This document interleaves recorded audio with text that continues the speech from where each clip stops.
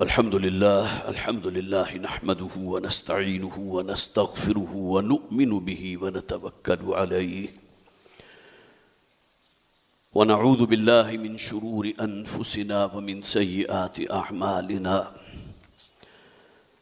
من يهده الله فلا مضل له ومن يضلله فلا هادي له ونشهد أن لا إله إلا الله وحده لا شريك له ونشهد أن سيدنا ومولانا محمدا عبده ورسوله فصلى الله عليه وسلم تسليما كثيرا كثيرا أما بعد فأعوذ بالله من الشيطان الرجيم بسم الله الرحمن الرحيم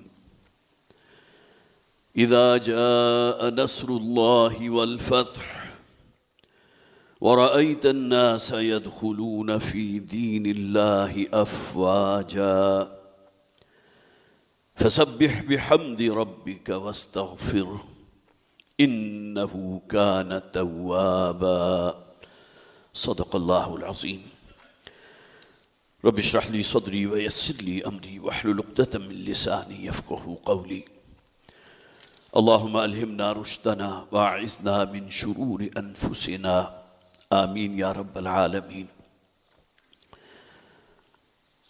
حضرات، دو جمعوں کے تعطل کے بعد آج پھر آپ حضرات کے سامنے موجود ہوں اور آخری پارے کی جو آخری مختصر صورتیں ہیں وہ ہمارے زیر درس ہیں۔ سورہ زلزال سے ہم نے سلسلہ شروع کیا تھا اور سورۃ الکافرون تک پہنچ گئے، اور آج ہمیں سورۃ النصر کا مطالعہ کرنا ہے۔ چند باتیں جو اس سورہ مبارکہ پر باقاعدہ فوکس کر کے غور کرنے سے پہلے میں آپ حضرات کے سامنے رکھنا چاہتا ہوں کہ یہ سورہ مبارکہ اس حوالے سے بہت ہی ممتاز سورت ہے کہ جو مقام سورہ فاتحہ کو حاصل ہے کہ نبی اکرم صلی اللہ علیہ وسلم پر نازل ہونے والی پہلی مکمل سورت سورۃ الفاتحہ تھی، اس کے بارے میں کوئی اختلاف نہیں ہے، بالاتفاق ہے۔ اس لیے کہ سورہ فاتحہ اور سورہ علق کی جو ابتدائی آیات ہیں ان کے درمیان آیات کی شکل میں قرآن حکیم جو ہے حضور پر نازل ہوا، لیکن مکمل سورت جو سب سے پہلے حضور پر نازل ہوئی وہ سورہ فاتحہ ہے، اور یہ سورہ مبارکہ حضور پر نازل ہونے والی مکمل صورتوں میں سے آخری صورت ہے۔ یہ بھی بالاتفاق، کوئی اختلاف رائے نہیں، اس لیے کہ اس سورہ مبارکہ کا زمانہ نزول، جیسے کہ میں بھی بعد میں عرض بھی کروں گا مختلف روایات کی روشنی میں، کہ سن 10 میں جو حج کیا ہے نبی اکرم صلی اللہ علیہ وسلم نے، حجۃ الوداع، تو اس موقع پر ایام تشریق کے دوران یہ سورہ مبارکہ نازل ہوئی۔ اس کے لیے خاص طور پر مسند احمد کی روایت موجود ہے، طبرانی شریف میں موجود ہے، حضرت عبداللہ ابن عباس رضی اللہ تعالیٰ عنہ راوی ہیں اس کے، کہ حجۃ الوداع کے موقع پر ایام تشریق کے دوران یہ سورہ مبارکہ نازل ہوئی ہے، اور اسی سے گویا کہ بات بھی معین کی جا سکتی ہے کہ نبی اکرم صلی اللہ علیہ وسلم کا اس دنیا سے جو وصال ہوا ہے اس سے تقریباً 3 ماہ پہلے یہ سورت نازل ہوئی۔ لہذا متعدد روایات ایسی موجود ہیں۔ حضرت فاطمہ رضی اللہ تعالی عنہا کا جو واقعہ آپ نے سنا ہوگا، مجھے یاد ہے کہ بچپن میں ہم نے بھی پڑھا تھا کہ حضور کے وصال سے پہلے ایک موقع پر حضور نے حضرت فاطمہ رضی اللہ تعالی عنہا سے کہا کہ اب کچھ ہی عرصہ باقی رہ گیا ہے، پھر مجھے اپنے رب ہی کی طرف لوٹنا ہے، گویا کہ اپنے انتقال اور وصال کی خبر دیتی۔ تو حضرت فاطمہ رضی اللہ تعالی عنہ جو ہے اس پر رونے لگی۔ ظاہر ہے کہ ایک فراق کی بات تھی، اور جو محبت حضرت فاطمہ کے دل میں حضور کی ہوگی، کیا کسی بیٹی کے دل میں اپنے باپ کے لیے وہ محبت ہوگی؟ لہذا حضرت فاطمہ رونے لگی۔ کچھ توقف کے بعد پھر حضور نے انہیں دوبارہ بلایا اپنی طرف، اور ان کے کان میں فرمایا کہ میرے اہل بیت میں سب سے پہلے مجھ سے ملاقات کرنے والی تم ہوگی۔ اب گویا کہ ایک بڑی نوید تھی، نوید جافزہ تھی حضرت فاطمہ رضی اللہ تعالی عنہ کے لیے، اور روایات میں ہے کہ یہ سن کر پھر جو ہے حضرت فاطمہ مسکرانے لگیں، اور واقعہ یہ ہے کہ حضور کے انتقال اور وصال کے بعد چند ماہ ہی حضرت فاطمہ جو ہیں وہ ان کی حیات دنیاوی رہی ہے، اس کے بعد ان کو جو ہے اللہ تعالیٰ نے اپنے پاس بلا لیا۔ بخاری اور مسلم میں یہ روایت موجود ہے، حضرت عائشہ صدیقہ رضی اللہ تعالی عنہ فرماتی ہیں کہ نبی اکرم صلی اللہ علیہ وسلم جب حجۃ الوداع، یہ 10 ہجری کا حج ہے جو حضور کا پہلا اور آخری حج ہے، جب واپس تشریف لائے تو اکثر آپ کی زبان پر یہ الفاظ ہوتے تھے، وہ الفاظ خاص طور پہ اس روایت میں موجود ہیں، سبحانک اللہم وبحمدک استغفرک واتوب الیک۔ اور یہ گویا کہ وہ ذکر ہے نبی اکرم صلی اللہ علیہ وسلم کا جسے ہم میں سے بھی ہر شخص کو اس پر عمل کرنا چاہیے، اس لیے کہ جہاں خطاب اس سورہ مبارکہ میں حضور سے ہے، فسبح بحمد ربک واستغفر انہ کان توابا، گویا کہ 4 چیزوں کی جو نشاندہی کی گئی ہے، اللہ کی تسبیح کیجئے، اللہ کی حمد بیان کیجئے، استغفار کیجئے، توبہ کیجئے، یہ حکم امت کے لیے بھی تو ہے نا۔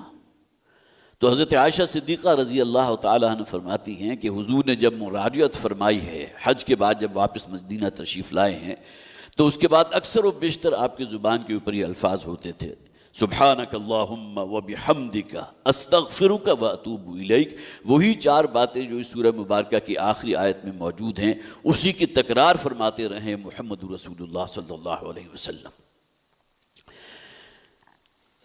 اب آئیے کہ سورہ مبارکہ کا ہم مطالعہ شروع کرتے ہیں۔ چند باتیں تو یہ تھی جو ایک تمہیدی نوعیت کی تھیں، جو میں نے آپ پہ گوش گزار کر دی۔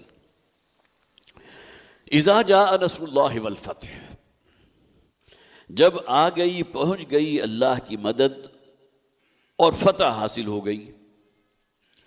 حافظ احمد یار صاحب نے یہاں فرمایا ہے کہ جب اذا کا لفظ آتا ہے یا اس کا لفظ آتا ہے تو اس میں اصل میں مستقبل کی بات ہو رہی ہے کہ جب اللہ کی مدد آ جائے گی اور وہ عظیم الشان فیصلہ کن فتح تمہیں حاصل ہو جائے گی۔ حالانکہ جیسا کہ میں نے عرض کیا، یہ سورہ مبارکہ نازل ہوئی سن 10 میں، جو حضور کی زندگی کا پہلا اور آخری حج تھا، اور اس کے بعد اس دنیا میں حضور کو رہنے کے لیے صرف 3 مہینے جو تھے، اس کے بعد نبی اکرم صلی اللہ علیہ وسلم کے وصال ہو گیا۔ لہٰذا اکثر و بیشتر مفسرین نے یہاں جو ترجمہ کیا ہے، جب پہنچ گئی اللہ کی مدد اور فتح نصیب ہو گئی۔ اور فتح سے مراد بہت سے لوگوں نے کیا ہے، اور اس کا مراد لی ہے فتح مکہ، لیکن جیسا کہ میں نے عرض کیا تھا کہ فتح مکہ تو سن 8 میں ہو چکی تھی، یہ تو سن 10 کی بات ہو رہی ہے، گویا کہ تقریباً 2 سال بعد یہ صورت نازل ہو رہی ہے۔ تو یہاں گویا کہ مراد ہے وہ عظیم الشان فتح، جبکہ پورا عرب آپ کے زیر نگیں آ چکا تھا۔ کلمہ توحید جو ہے پورے سرزمین عرب کے اوپر لہرا رہا تھا، جس کو میں نے تعبیر کیا ہے فیصلہ کن فتح جب آپ کو حاصل ہو گئی۔ اور ظاہر ہے کہ اس سے پہلے آپ کو معلوم ہے فتح مکہ کے بعد تو غزوہ تبوک بھی ہوا، غزوہ حنین ہوا ہے، غزوہ طائف ہوا ہے۔ گویا کہ بھی بہت سے قبیلے ایسے موجود تھے کہ جو بڑی سرکشی میں بہت آگے تھے، اور ان کو سنب فرمایا ہے نبی اکرم صلی اللہ علیہ وسلم نے، ان کے خلاف قتال ہوا ہے۔ سلطنت روما سے جو ٹکراؤ ہوا ہے، اور 3 لاکھ کی ان کی جو مسلح فوج تھی، اس کے مقابلے میں 30,000 تھے مسلمان جو وہاں پہنچے ہیں۔ یہ بھی تو گویا کہ اسی دورانیہ کی بات ہے نا، فتح مکہ کے بعد سے لے کر اور پھر نبی اکرم صلی اللہ علیہ وسلم کے آخری حج تک۔ تو یہاں جو ترجمہ کیا گیا اذا جاء نصر اللہ فتح، جب اللہ کی مدد آ پہنچی، آ گئی، اور جیسے کہ میں نے عرض کیا حافظ احمد یار صاحب نے اس کی تعبیر کی، جب پہنچ جائے گی اور فیصلہ کن فتح آپ کو حاصل ہو جائے گی۔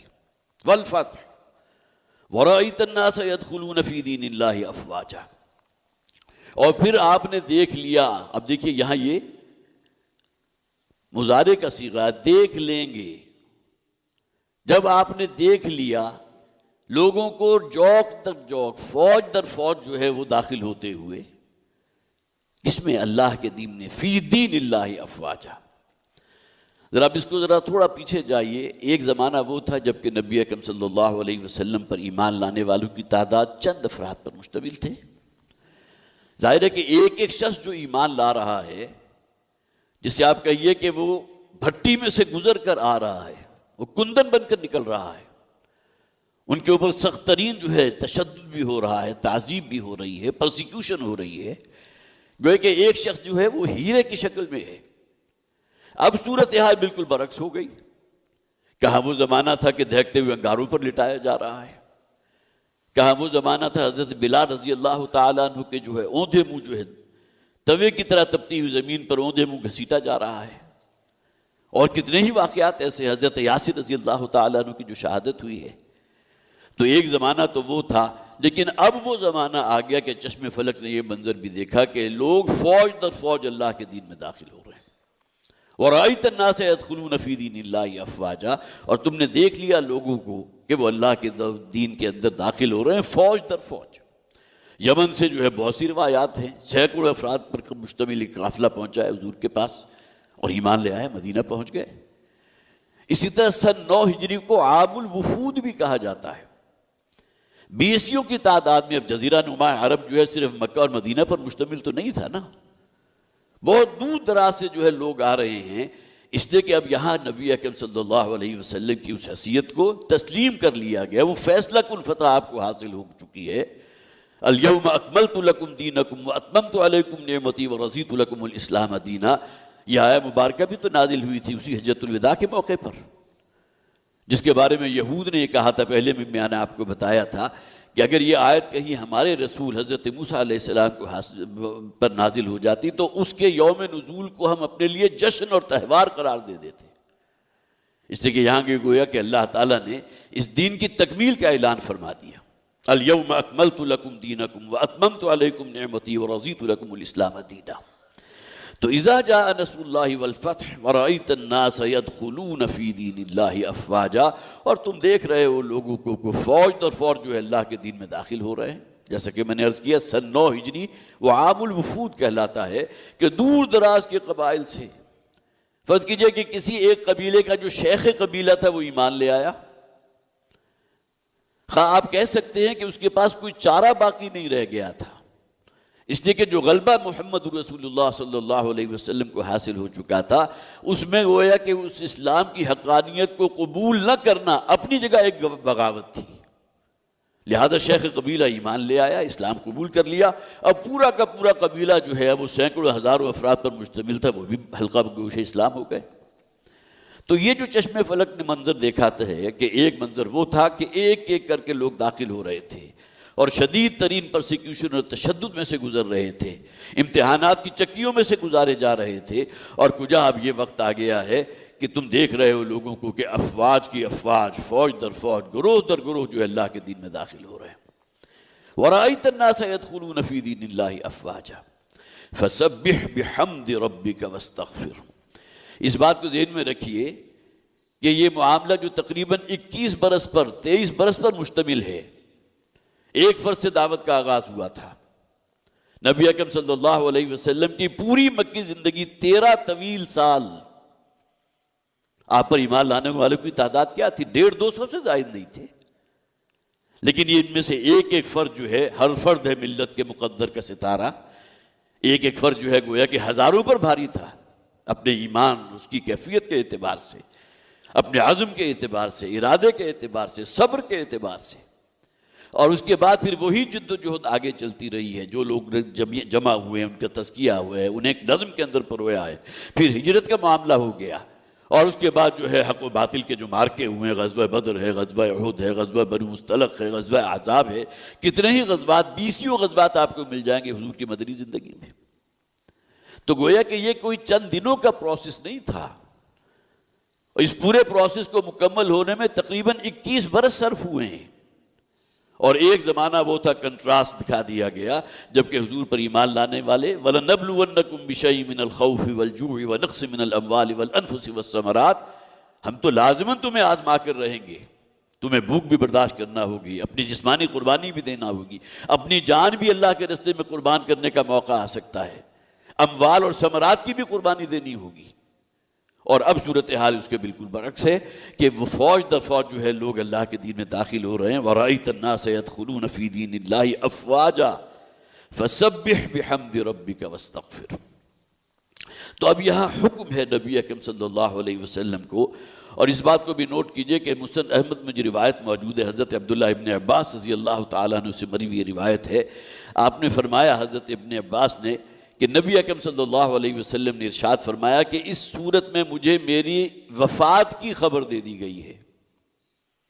اس لیے کہ گویا کہ وہ مشن جو حضور کے کاندھوں پر ڈالا گیا تھا، انا سنلقی علیک قولا ثقیلا، اے نبی صلی اللہ علیہ وسلم ہم آپ کے کاندھوں پر بہت بھاری بوجھ ڈالنے والے ہیں۔ اور جیسا کہ میں نے عرض کیا تھا، وہ مشن کیا تھا؟ کار رسالت تھا۔ اس میں اپنے قریب ترین کے ساتھیوں کی جانوں کا نذرانہ پیش کیا ہے محمد رسول اللہ صلی اللہ علیہ وسلم نے۔ اب وہ گویا کہ اپنی تکمیل کو پہنچ گیا، تو جو غرض و غایت تھی بعثت محمدی کی صلی اللہ علیہ وسلم کہ جزیرہ نماء عرب کی حد تک اللہ کا دین لتکون کلمۃ اللہ العلیٰ، اللہ کا دین غالب ہو گیا، قائم ہو گیا۔ تو حضرت عبداللہ ابن عباس رضی اللہ تعالیٰ عنہ فرماتے ہیں کہ حضور نے ارشاد فرمایا تھا کہ اس سورہ مبارکہ کے نزول سے گویا کہ مجھے خبر دے دی گئی ہے کہ اب میری وفات قریب ہے۔ اور یہی وجہ حضرت فاطمہ رضی اللہ تعالیٰ عنہ سے جو مروی واقعہ میں نے آپ کو شروع میں سنایا تھا کہ جب حضور نے اپنے انتقال کی خبر دی تو وہ رونے لگی، اور پھر فوراً ہی آپ نے بتا دیا کہ اہل بیت میں سب سے پہلے جو مجھ سے ملاقات ہوگی وہ تمہاری ملاقات میرے ساتھ ہوگی، جس پر وہ خوش ہو گئیں۔ اب یہاں چار اصطلاح جو استعمال ہوئی ہیں، اور ظاہر ہے کہ یہ حکم ہے محمد رسول اللہ صلی اللہ علیہ وسلم کے لیے بھی اور ہر امتی کے لیے بھی۔ اصل مقصد کیا ہے؟ خود اللہ کے بندے بنو اور اللہ کے دین کو قائم کرنے کی عملی جد و جہد کرو، کوشش کرو۔ جب اس مشن کو مکمل کر چکو، حضور تو اپنی زندگی میں مکمل کر گئے، اور حجت الوداع کے موقع پر حضور نے کہہ دیا تھا فَلْيُبَلِّغِ شَاهِدُ الْغَائِبَ، جو لوگ آج موجود ہیں ان کے ذمے ہے، یہ قرض ہے ان پر کہ اس دین کے پیغام کو پہنچائیں جن تک یہ دین نہیں پہنچا۔ اور صحابہ کرام وہ علم لے کر نکلے ہیں، اور اس وقت کی معلوم دنیا کی تقریباً 2/3 حصہ وہ تھا کہ جس پر اللہ کا دین غالب ہوا۔ کہاں سے کہاں تک پھیلی ہے اسلامی مملکت۔ گویا کہ جب اس مشن سے حضور فارغ ہو گئے تو فسبح بحمد ربک واستغفر، اب اس واستغفر، اور اے نبی صلی اللہ علیہ وسلم آپ تسبیح کیجئے اپنے رب کی اس کے حمد کے ساتھ۔ یہ دونوں صیغے جو ہے تسبیح اور حمد اکثر و بیشتر ساتھ ساتھ آتے ہیں۔ سورہ واقعہ کے اندر بھی دوسرا رکوع جہاں ختم ہوا، تیسرا رکوع، وہاں بھی یہی دونوں چیزیں آئی ہیں، فسبح بحمد ربک، تسبیح کیجئے اپنے رب کی اس کی حمد کے ساتھ۔ اور یہاں بھی وہی الفاظ آ گئے۔ اس میں نوٹ کیجئے تسبیح ہے کہ جس میں ایک منفی پہلو ہے کہ اللہ کی ذات ہر نقص سے، ہر عیب سے، ہر کمی سے، ہر کوتاہی سے پاک ہے، اس کے بارے میں آپ سوچ نہیں سکتے کہ اس کی ذات کے اندر کوئی نقص یا کوئی عیب یا کوئی کوتاہی موجود ہوگی۔ اور ایک ایجابی پہلو ہے کہ ہر نوع کا حسن، ہر نوع کا خیر، ہر نوع کی برکت، ہر نوع کی اچھائی تمام کمال موجود ہے اللہ تعالیٰ کی ذات میں۔ تو گویا کہ تسبیح اور حمد یہ دونوں مل کر جو ہے ایک پیمانے کو مکمل کر رہے ہیں، جس کو نبی اکرم صلی اللہ علیہ وسلم نے بھی اپنی حدیث میں فرمایا سبحان اللہ نصف المیزان۔ یہ جو کلمہ ہے نا سبحان اللہ کا، یہ میزان کو نصف بھر دیتا ہے۔ والحمد للہ تملأہ وتملأ ما بین السماوات والارض، اور یہ کلمہ الحمدللہ جو ہے وہ بھر دیتا ہے نہ صرف یہ کہ اس زمین کو بلکہ زمین و آسمان پوری کائنات کو بھر دیتا ہے۔ اور یہی وہ دو کلمات ہیں جن کے بارے میں وہ معروف، جب بھی ختم بخاری ہوتا ہے، آپ میں سے جو حضرات بھی شریک ہوئے ہوں گے، یہ حدیث لازماً پڑھی جاتی ہے، کلمتان خفیفتان علی اللسان ثقیلتان فی المیزان حبیبتان الی الرحمن سبحان اللہ وبحمدہ سبحان اللہ العظیم۔ یہ تو وہ الفاظ ہیں جس سے ہماری زبان معطر رہنی چاہیے کہ دو کلمات وہ ہیں جو رحمان کو بہت ہی محبوب ہیں، حبیبتان الی الرحمن، ثقیلتان فی المیزان، وہ جو ترازو ہے نیکیوں کا جو پلڑا ہے اس میں بڑے وزنی ہیں یہ دو کلمات، خفیفتان علی اللسان، اور زبان پر بہت ہلکے ہیں، انہیں بیان کرنے میں انسان کو کوئی مشقت نہیں کرنی پڑتی۔ سبحان اللہ، الحمدللہ، زبان کا کیا بگڑا، بہت ہی خفیف ہیں، بہت ہلکے ہیں زبان پر۔ سبحان اللہ وبحمدہ سبحان اللہ العظیم، یہاں بھی ہوگا کہ اللہ کی تسبیح اور اللہ کی حمد، ان دونوں نے مل کر اس پوری فضا کو جو ہے وہ بھر دیا ہے۔ سبحان اللہ نصف المیزان والحمدللہ تملأہ وتملأ ما فی السماوات وما فی الارض۔ تو فسبح بحمد ربک واستغفر۔ اب دیکھیں تیسری چیز ہے استغفار، اپنے گناہوں کی معافی چاہنا۔ اب یہاں نبی اکرم صلی اللہ علیہ وسلم کو واحد کے صیغے میں حکم ہے کیا ہم میں سے کوئی شخص تصور کر سکتا ہے کسی گناہ کے صدور کا جسے آپ منسوب کر سکے حضور صلی اللہ علیہ وسلم کی ذات کے ساتھ؟ تصور نہیں کیا جا سکتا. وہ تو اپنے ایمان کے لالے پڑ جائیں گے نا. لیکن یہ کہ یہاں نبی اکرم صلی اللہ علیہ وسلم کا اپنا طرز عمل کیا تھا؟ جو مقام ہے حضور کا، بعدت خدا بزرگ تو ہی قصہ مختصر، لیکن اس کے باوجود حضور فرماتے ہیں انی لا استغفر اللہ 70 مرۃ فی کل یوم. یہ ہماری تعلیم کے لیے ہے. ہم میں سے کون سا شخص وہ ہے کہ جس سے کسی گناہ کا، کسی برائی کا، کسی گناہ کا صدور نہ ہو رہا ہو؟ تو کم سے کم یہ جو سنت ہے کہ سنت استغفار، جس میں حضور فرما رہے ہیں میں روزانہ 70 مرتبہ استغفار کرتا ہوں اللہ سے. اور اس بات کو ذہن میں رکھیے کہ نبی اکرم صلی اللہ علیہ وسلم تو معصوم عن الخطا ہیں، ان سے کسی گناہ کے صدور کا امکان ممکن نہیں، لیکن یہ کہ اس کے باوجود آپ کا یہ معمول تھا. اس میں ہمارے لیے جیسا کہ میں نے عرض کیا ایک سبق ہے، ایک مورل لیسن ہے کہ ہم سے تو گناہوں کا صدور ہوتا ہے، ہم اللہ سے استغفار کریں. اور کتنے ہی استغفار ہیں، کلمات آپ کو مل جائیں گے احادیث کے اندر. وہ استغفار جو آج کل عام طور پر استغفر اللہ ربی من کل ذنب اذنبته عمدا او خطا سرا او علانیۃ واتوب الیک من الذنب الذی اعلم ومن الذنب الذی لا اعلم انک انت علام الغیوب وستار العیوب وغفار الذنوب. بہت بابرکت کلمات ہیں، اور یہ منسوب ہے محمد رسول اللہ صلی اللہ علیہ وسلم سے، جو یہاں حکم دیا گیا فسبح بحمد ربک واستغفر. اے نبی صلی اللہ علیہ وسلم آپ تسبیح کیجئے اپنے رب کی، اس کی پاکی بیان کیجئے. وہ ہر نقص سے، ہر عیب سے، ہر کمی سے، ہر کوتاہی سے پاک ہے، اور ہر حسن، ہر خوبی اس کی ذات میں تمام و کمال موجود ہے. حمد واستغفر، اور اس کے حضور استغفار کیجئے. انہو کان توابا. حضرت عائشہ صدیقہ رضی اللہ تعالی عنہ کی جو حدیث میں نے آپ کو بالکل آغاز میں سنائی تھی، کہ جس میں وہ فرماتی ہیں کہ حضور جب حجۃ الوداع سے واپس تشریف لائے ہیں اور آپ کی زندگی حیات مبارکہ کے کل 3 مہینے باقی تھے، تو بہت کثرت کے ساتھ یہ الفاظ جو ہیں حضور کی زبان پر رہتے تھے، اللہم سبحانک اللہم وبحمدک استغفرک واتوب الیک. تو پہلی چیز تسبیح، دوسرے نمبر پر حمد، تیسرا استغفار جس کا ابھی ذکر ہوا انہو کان توابا، اور چوتھے نمبر پر توبہ ہے. اور توبہ وہ شاہ درا ہے ہمارے دین کے اندر، اتنی بڑی بلیسنگ ہے کہ حضور نے فرمایا اگر کوئی شخص کوہ احد جتنے گناہ جو ہے وہ بھی اس کے دامن اعمال میں موجود ہوں، صدق دل سے توبہ کرے گا تو اللہ تعالیٰ تمام جتنے بھی اس کے برے اعمال تھے، جو بھی گناہ تھے، سب کو مٹا دے گا. اس سے بڑھ کر نوید اور خوشخبری کیا ہو سکتی ہے؟ وہ جو ایک فارسی کا شعر ہے، ای درگاہ ما درگاہ نومیدی نیست 100 بار اگر توبہ شکستی بازا. یہ جو اللہ کی درگاہ ہے نا، اس میں مایوسی نہیں ہے. لا تقنطوا من رحمت اللہ. کتنے ہی گناہ سرزد ہو جائیں، پہاڑ جیسے گناہ سرزد ہو جائیں، لیکن صدق دل سے اللہ کے حضور اگر توبہ کرو گے، اللہ تعالیٰ سب کو محو فرما دے گا، سب کو معاف فرما دے گا. اور اس کی جو توبہ کی فضیلت ہے اس کے بارے میں کتنی روایات موجود. حضرت ام سلمہ رضی اللہ تعالی عنہ حضور کے ازواج مطہرات میں سے، ایک موقع پر جب کہ حضور گھر تشریف لائے، ظاہر ہے کہ گھر تو نہیں تھے، حجرے تھے، جو حضرت ام سلمہ رضی اللہ تعالی عنہ کا حجرہ تھا. حضور جو گھر تشریف لائے ہیں شب باشی کے لیے، تو حضرت ام سلمہ رضی اللہ تعالی عنہ کے چہرے کے اوپر بڑی بشاشت، بہت ہی خوش، گویا کہ جسے آپ کہیے اہلا و سہلا و مرحبا. اس لیے کہ حضور حضرت ام سلمہ کے صرف شوہر تو نہیں تھے، اللہ کے رسول بھی تھے، اور یہ حیثیت جو ہے حضور کی تمام حیثیتوں سے بالا تر ہے. وَعَلَمُوا أَنَّ فِيكُمْ رَسُولَ اللَّهِ. خوب اچھی طرح جان لو کہ تمہارے درمیان محمد صلی اللہ علیہ وسلم یہ اللہ کے فرستادہ ہیں، اللہ کے رسول ہیں، محبوب رب العالمین ہیں. تو حضرت ام سلمہ رضی اللہ تعالیٰ عنہ کے چہرے کے اوپر بڑی بشاشت اور خوشی کے آثار جو ہے عہدہ تھے، اس لیے کہ حضور تشریف لائے ہیں. تو حضور نے فوراً فرمایا کہ ام سلمہ تمہیں ہمارے آنے سے بڑی خوشی ہوئی، اور وہ چمک اور دمک جو ہے میں جو تمہارے چہرے پر دیکھ رہا ہوں، اس سے معلوم ہوتا ہے کہ تمہارے اندر بہت خوشی کے جذبات ہیں. تو حضرت ام سلمہ رضی اللہ تعالیٰ عنہ نے فرمایا کہ حضور بالکل ایسا ہی ہے، جیسا کہ میں نے عرض کیا کہ صرف شوہر ہی نہیں تھے بلکہ اللہ کے رسول بھی تو تھے نا. تو اس پر نبی اکرم صلی اللہ علیہ وسلم نے دیکھے یہ ہے اصل میں ایک فطری طریقے تعلیم.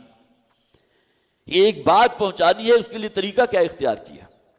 حضور نے فرمایا ام سلمہ اللہ کو اپنے گناہ گار بندے کی توبہ پر اس سے بھی بڑھ کر خوشی ہوتی ہے،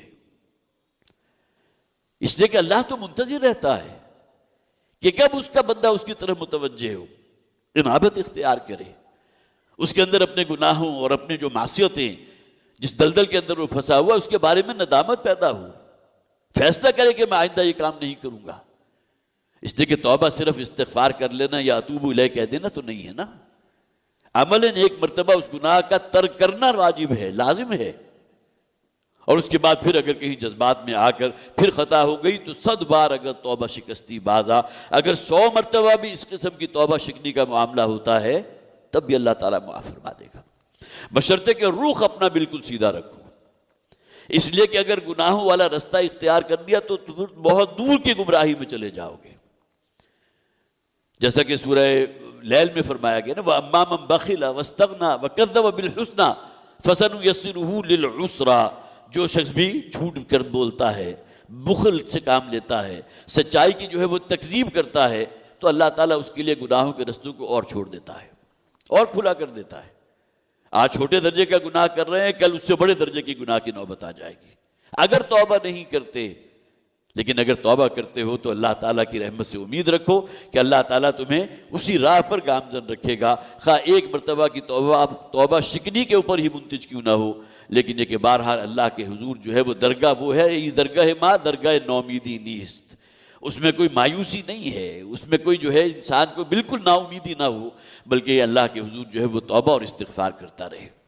تو یہ گویا کہ 3 آیات پر مشتمل جو ایک اعتبار سے قرآن حکیم کی مختصر ترین صورتوں میں سے ایک ہے۔ یہی جو صورتیں ہم پڑھ رہے ہیں اس میں تینوں صورتیں وہ موجود ہیں۔ سورۃ العصر ہم نے پڑھی، سورۃ الکوثر ہم نے پڑھی، سورۃ العصر میں بھی 3 آیات، سورۃ الکوثر میں بھی 3 آیات، اور اسی طرح 3 آیات پر مشتمل یہ سورہ مبارکہ سورۃ النصر، اذا جاء نصر اللہ والفتح ورأیت الناس يدخلون فی دین اللہ افواجا فسبح بحمد ربک واستغفرہ انہ کان توابا۔ اب یہ خاص طور پر آخری جو الفاظ ہیں، اللہ کی جو صفت توابیت ہے، دیکھیں بندہ بھی تواب ہے اس معنی میں کہ وہ اللہ کے حضور رجوع کر رہا ہے، احساس ندامت کے ساتھ اللہ کے سامنے توبہ کر رہا ہے، اور اللہ تعالیٰ بھی تواب ہے کہ اللہ تعالیٰ بھی اس کی طرف اپنا رخ کر رہا ہے، اپنی رحمت اس کی طرف پھیر رہا ہے، اس کے گناہوں سے اسے پاک کر رہا ہے۔ یہ 2 طرفہ عمل ہے، انہو کان توابا، جیسا کہ حضور نے فرمایا کل بنی آدم خطاؤن وخیر الخطائین التوابون، بنی آدم کا ہر فرد جو ہے وہ خطا کار ہے، لیکن ان خطا کاروں میں سب سے بہترین لوگ کون ہیں؟ توابین ہیں، جو اللہ کے حضور توبہ کرنے والے ہیں۔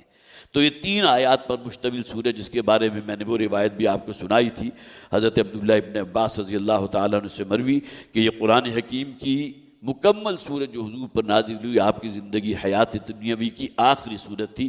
اس کے بعد قرآن آیات کی شکل میں تو حضور پر نازل ہوا ہے، لیکن مکمل سورت جو حضور پر نازل ہوئی وہ سورۃ النصر ہے، جو گویا کہ جیسا کہ میں نے عرض کیا حجۃ الوداع کے تقریباً 3 مہینے کے بعد جب آپ واپس تشریف لائے ہیں مکہ سے مدینہ، تو اس کے بعد جو ہے نبی اکرم صلی اللہ علیہ وسلم کا وصال ہوا ہے، اور اس سے پہلے جو ہے جیسا کہ میں نے عرض کیا آپ کا یہ معمول رہا سبحانک اللہم وبحمدک استغفرک واتوب الیک۔ یہ الفاظ تو آپ خاص طور پر یاد کیجئے، اور اپنی نمازوں کے بعد اور مختلف اوقات میں جو ہے ہماری زبان ان الفاظ سے جو ہے وہ تر رہنی چاہیے، ایک شعوری طور پر ہمیں احساس ہونا چاہیے۔